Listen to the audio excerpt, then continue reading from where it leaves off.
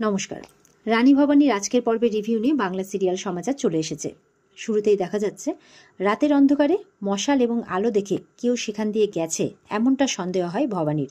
ভবানী মনে মনে ভাবছে যে মহলে ফিরে গিয়ে না হয় দয়ারাম দাদাকে জিজ্ঞেস করি, কারণ আর কোনো দিক থেকে তো এই পথে আসা যায় না, একমাত্র সিংহদুয়ার দিয়ে সোজা এলেই এই পথে আসা যায়।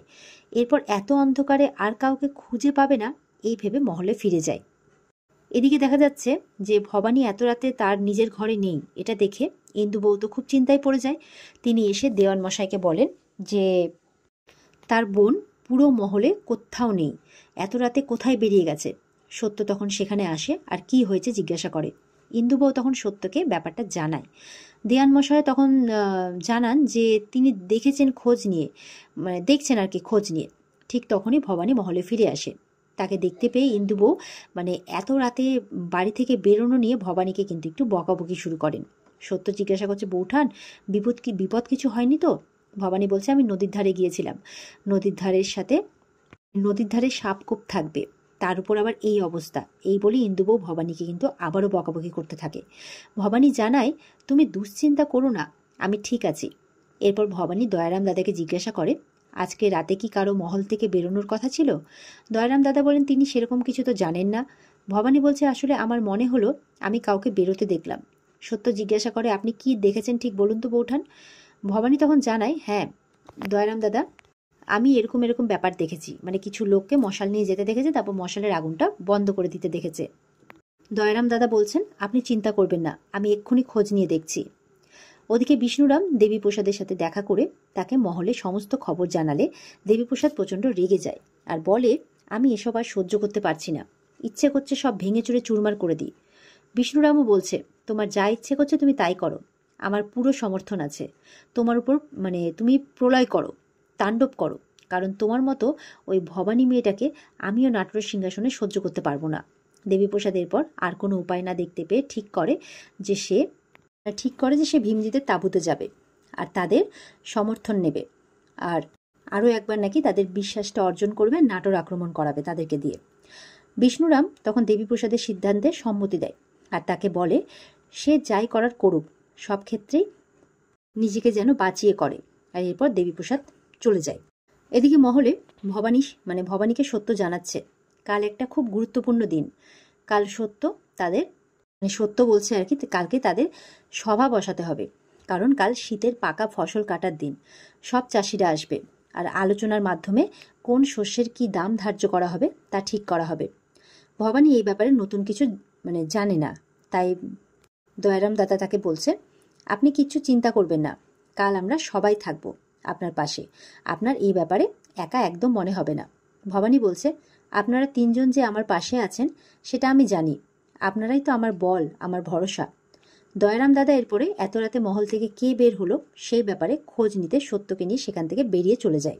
ওদিকে দেবীপ্রসাদ পৌঁছে গেছে ভীমজির বাড়িতে, আর দেবীপ্রসাদের উপর ভরসা করে ভীমজি একবার ঠকেছেন, তাই তাকে দেখেই তিনি বলছেন, আমি তোমার উপর ভরসা করেছিলাম, কিন্তু তুমি আমার সাথে বিশ্বাসঘাতকতা করেছ।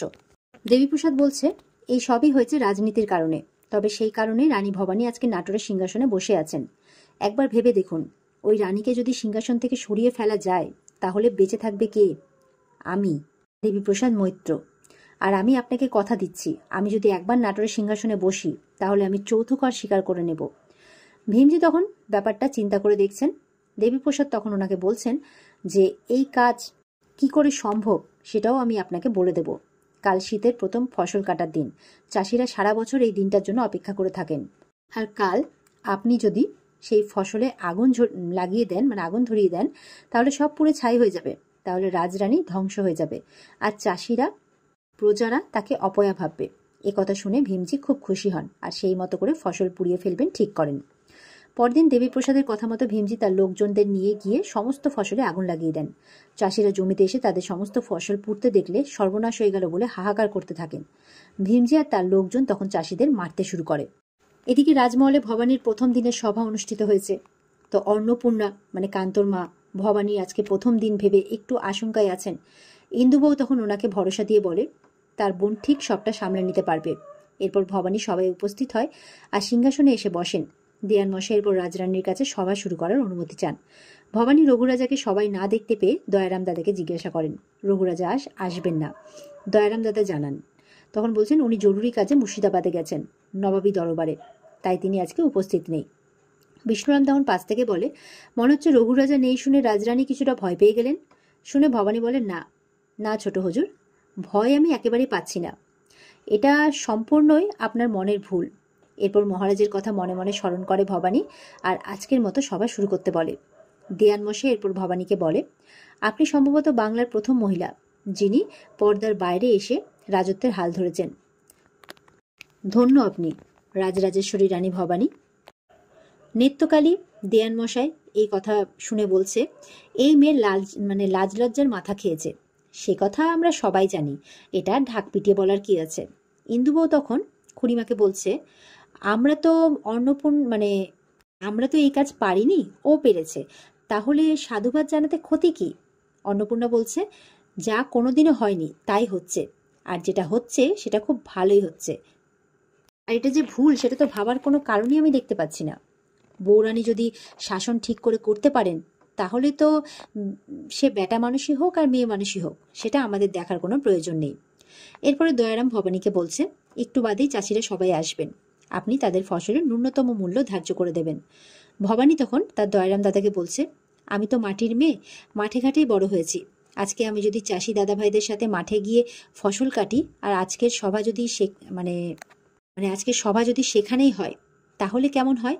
বিষ্ণুরাম তখন বলে, এই রাজমহলের রাজসভা ছেড়ে এখন রোদে তেতে পুড়ে মাঠে গিয়ে সভা করতে হবে? এ কি ধরনের অলক্ষণে কথা? ভবানী তখন বলছে, আমাদের জন্য যারা এত কিছু করেন তাদের জন্য তাদের সাথে হাতে হাত মেলানো, কাঁধে কাঁধ মেলানোই হলো একজন প্রকৃত শাসকের লক্ষণ। বিষ্ণুরাম বলে, তবে মানা করার অধিকারটুকু নিশ্চয়ই আছে আমার, আর সব কিছুতেই আমি সমর্থন করতে বাধ্য নই। ঠিক তখনই চাষিরা কয়েকজন ছুটতে ছুটতে রাজসভায় আসে আর ভবানীকে বলে, রানীমা, শীতের ফসল কাটার জায়গায় খুব অনাথ সৃষ্টি হয়েছে, ভিন রাজ্যের দস্যুরা সেখানে এসেছে, ফসল জ্বালিয়ে দিচ্ছে, ঘর লুট করে চলে যাচ্ছে, কিছু একটা করুন রাজরানী, আমাদের রক্ষা করুন। পিসি ঠাকুমা তখন অন্দর থেকে বেরিয়ে এসে চাষিদের বলছে, এ কিরকম পাপি মেয়ে দেখেছো তোমরা সবাই, দেখো নতুন ফসল ফলা লাগিয়ে এইরকম হাতছাড়া কাণ্ড কোনোদিনও দেখেছো? তোমরাই বলো। বিষ্ণুরাম তখন মনে মনে ভাবছে, এ নির্ঘাত দেবী প্রসাদের কাজ, কিন্তু নিজে যেন জড়িয়ে না পড়ে, সুযোগ বুঝে যেন বেরিয়ে পড়ে। ভবানী তখন সিদ্ধান্ত নেয় যে সে এক্ষুনি আক্রমণের স্থানে যাবে। দেখি তো কোন ভিন রাজ্যের দস্যুরা এই সাহস দেখিয়েছে যে আমাদের ফসলে আগুন লাগিয়ে দেয়। এই বলে পাইক সর্দারকে সৈন্যবাহিনী তৈরি করতে বলে। ইন্দুবউ তখন ভবানীকে তার সন্তানের কথা ভেবে যেতে বারণ করছে আর সেই স্থানে অন্য কাউকে পাঠাতে বলছে। ভবানী বলছে, আমি যে নাটোরের দায়িত্ব নিয়েছি, আমি প্রত্যেক প্রজারই মা, শুধুমাত্র আমার গর্ভের সন্তানের কথা ভেবে সবার উপরেই অত্যাচার আমি হতে দিতে পারি না। পিসি ঠাকুমা তখন বলছেন, এই মেয়ে যাচ্ছে ওই পুরুষগুলোর সাথে লড়তে, যেতে দে ওকে, ও যাতে ওখানেই ডাকাত দলের হাতেই মরে যায়, আপদ যাবে একটা। ভবানী এরপর তলোয়ার হাতে নেয় আর বলছে, সবাই তৈরি হও, আজ আমরা দস্যুদের বুঝিয়ে দেব যে ওরা আমাদের ফসলে আক্রমণ করে কত বড় ভুল করেছে। আর এখানেই কিন্তু আজকের পর্ব শেষ হয়ে যায়। তো এই ছিল আজকের পর্বের রিভিউ। ভালো লেগে থাকলে পর্বকে লাইক কমেন্ট করে জানাতে ভুলবে না, আর আমাদের সাথে জুড়তে চ্যানেলকে সাবস্ক্রাইব করতে ভুলবে না। দেখা হচ্ছে তোমাদের সাথে আগামীকালকে। সবাই খুব ভালো থাকবে। আজকের মতো পর্ব এই পর্যন্তই। টাটা।